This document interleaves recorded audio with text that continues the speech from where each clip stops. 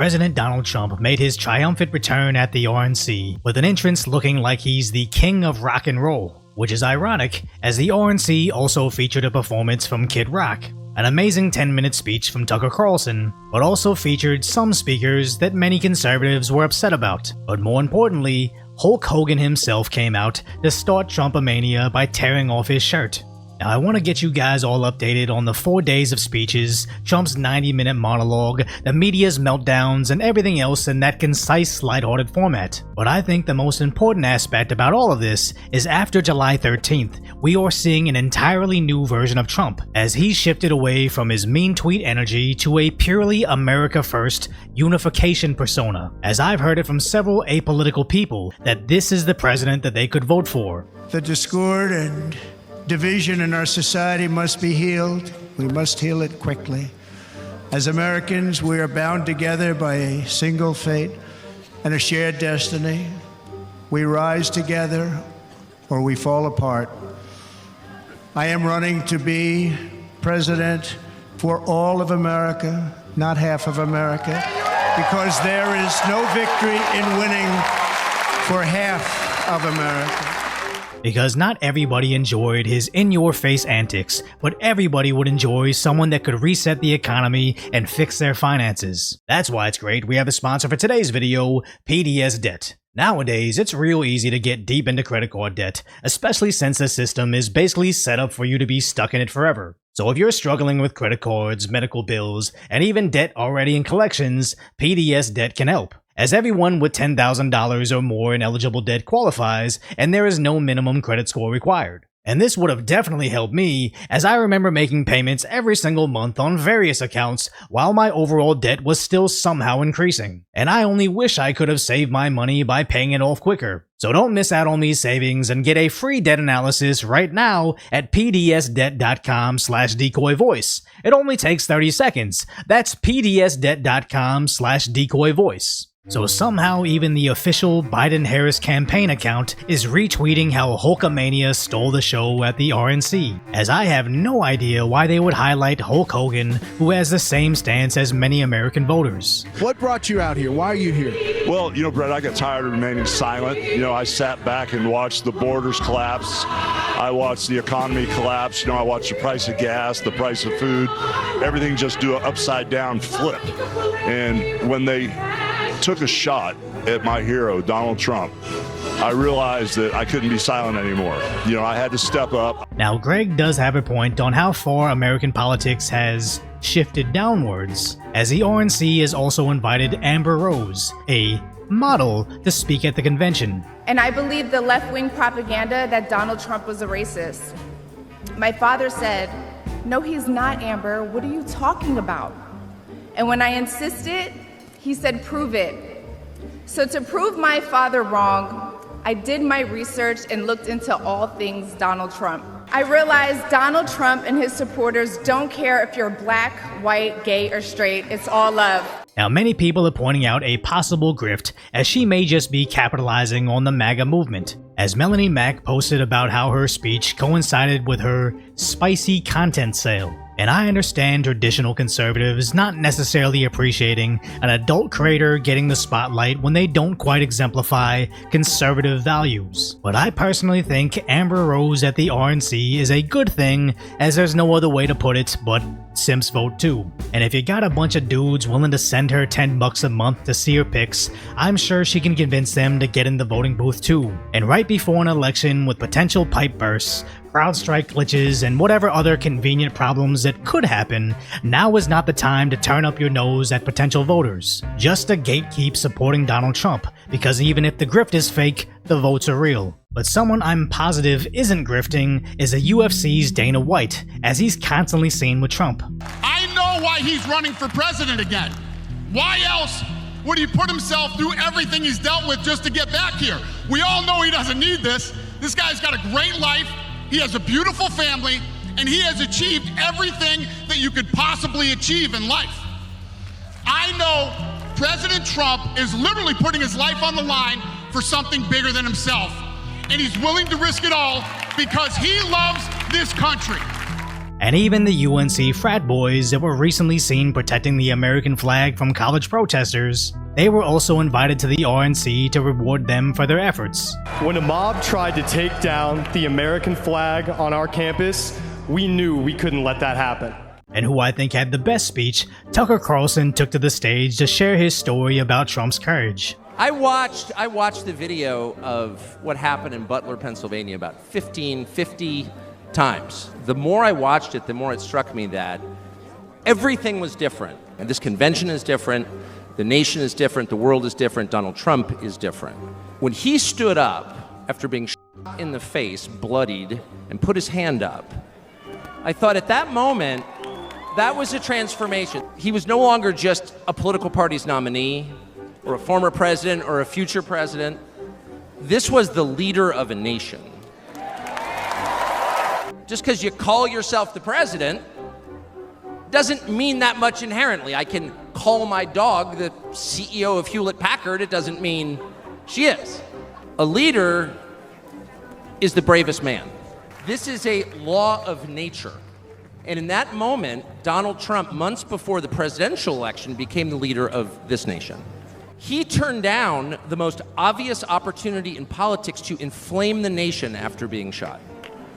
To inflame the nation, which is an opportunity that almost every other politician I've ever met, and certainly his opponents, would have taken instantly. And I know Tucker's a journalist and he's doing amazing things since leaving Fox, but I think America desperately needs a Tucker Carlson press secretary. Someone that has seen both sides of the media and is no longer scared of saying what's really going on. And having Tucker on Trump's team would actually make the media too terrified of looking stupid to even try to ask those misleading questions, as sending out their little soundbite to their 10,000 viewers would mean nothing when Carlson could show the full truth to his millions of listeners right after. But when Trump finally made his entrance, the imagery was legendary, as he legitimately was inches from not being alive. I'm not supposed to be here tonight.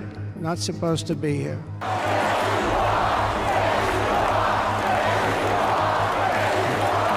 Then paid his respects for the firefighter that lost his life instead of his. I ask that we observe a moment of silence in honor of our friend Corey.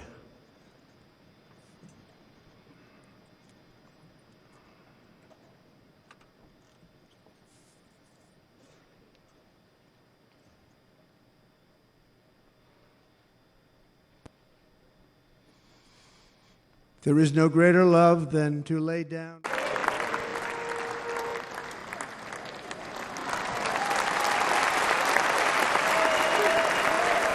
Now there were disgusting comments from Biden's minions highlighting the jacket reading Comparator instead of Comparator, but it's literally the same jacket from the firehouse that Corey served at. Now we could sit here and argue about a potential fake fire jacket or explain character limits for long names on government equipment, but all of that is irrelevant when you have a president honoring the man that lost his life protecting his family. But the only thing this Biden superfan sees is an opportunity to call Trump dumb. He's literally losing his humanity to collect pennies from the Democrats, and he doesn't even realize it. But Trump's entire energy has shifted. But if the events of last Saturday make anything clear, it is that every single moment we have on earth is a gift from God. Where he has the same MAGA message with none of the mean tweets. America's future will be bigger, better, bolder, brighter, happier, stronger, freer, greater, and more united than ever before. We will very quickly make America great again. Thank you very much. Thank you very much. So after his over 90-minute monologue, everybody was on their feet to make America great again. Even Biden almost says it too. So tonight, I'm asking every American to recommit to make America, think about it. And now his people are actually saying it. So yes, this November we're going to make America great again. As I never understood anybody living in America being against making America great. It's almost like you'd have to be an operative working on behalf of Russia or China to constantly convince the people that America thriving is a bad thing. Which makes sense, as MSDNC really despised Trump's speech. Donald Trump is an old man clearly in decline. And we must start talking about him the same way that we are questioning Joe Biden, because Donald Trump cannot stay on message for even 5 to 10 minutes. So they expect Americans to believe that after ignoring Biden's decline for over 4 years, they suddenly now are experts in cognitive ability, crying that he can't stay on message when it's really because he doesn't need to. And I personally know this as someone that live streams weekly for 1 to 2 hours. If I rambled off topic too much, people would tune out. But if you're someone as successful and beloved like Joe Rogan, Tom Brady, or Donald Trump, it doesn't matter what they're saying because people don't tune in for your syllabus, they tuned in for you. And sadly, someone on MSNBC can't even conceptualize the idea of loyalty beyond messaging. And it's even funnier as Savannah Hernandez exposed how fake their entire establishment is. You guys know that I've been confronting members of the media all week, and you might have asked, hey Sav, how come you haven't confronted Jen Psaki, Joy Reid, or Rachel Maddow of MSNBC? They've been doing live coverage all week. Well, it's because I found out they're actually sitting in front of an LED screen. Now, behind me is the NBC booth where I'm sure they're taking that live feed from, and this is actually the shot that has been behind them. It's so bad even CNN took digs at them. And you're actually here live. We are here live, as opposed to some other networks that just have a big LED. Who shall remain nameless. Where even they admit how well this is going for Trump. This whole thing is like this. And hey guys, the last time I was in a convention that felt like this was Obama 2008. There's something happening. A bullet couldn't stop Trump. A virus just stopped Biden. As Biden recently canceled his appearance in Las Vegas. The president has been at many events, as we all know, and he just tested positive for COVID. Yes, but don't worry. Apparently it's a strain where you no longer have to wear an N95. It apparently just makes it really hard to walk downstairs. Or even something as simple as getting inside your vehicle is very difficult.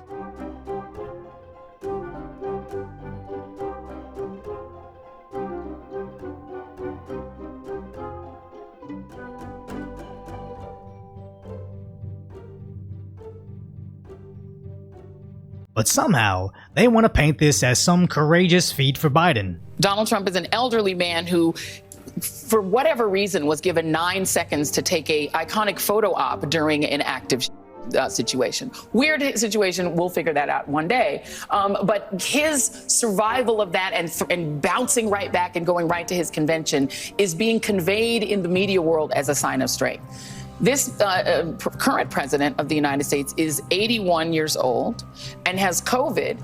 Should he be fine in a couple of days, doesn't that convey exactly the same thing? And I admit, someone at his age and his condition does need to take extra precautions when dealing with disease. But during an election season, they probably don't want to be bringing up this specific illness, as many Americans remember this lie. You're not going to get COVID if you have these vaccinations.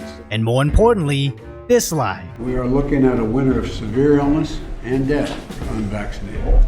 Yeah, they can't triumphantly tout how he's beating an illness without reminding us how he basically told many Americans just like me that we weren't going to make it through the winter unless we listened to him, when a lot of us are doing fine, but someone with all their doses is comparing getting that same sickness again to taking a to the head. So if you appreciate my concise, lighthearted commentary on the tragic status that is today's reality, hopefully I've earned your subscription, then go check out the video on the exact moment Biden supporters realized they took it too far and are now terrified.